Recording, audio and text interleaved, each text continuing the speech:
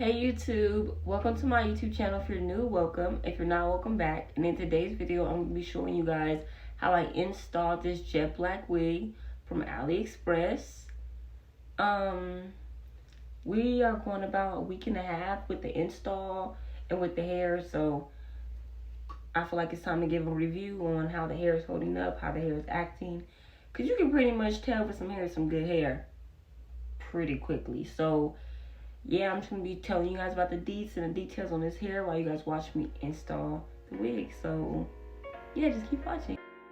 Hey y'all, so I did get this hair from AliExpress. It is called Bling Hair Factory.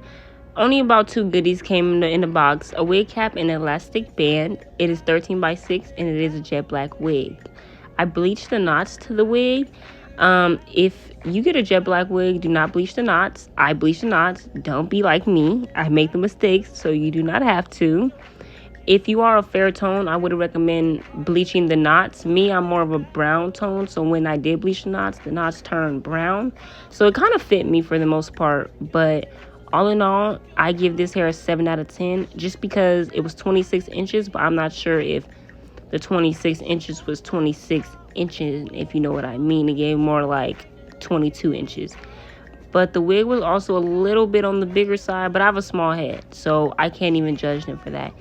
And I don't really think it was a 13 by 6 just because I feel like 13 by 6 is maybe a full lace wig, or maybe I'm not searching for the right wig. So yeah, but all in all, I give this a 7 out of 10 because the hair was good. The hair alone by itself was good. I'm maybe pushing 3 weeks with this hair. This hair is good, and I really would recommend 10 out of 10. Thank you for watching my YouTube video. Make sure you like, comment, and subscribe, and come back for more if you would like to continuously see my reviews on the hair that I buy.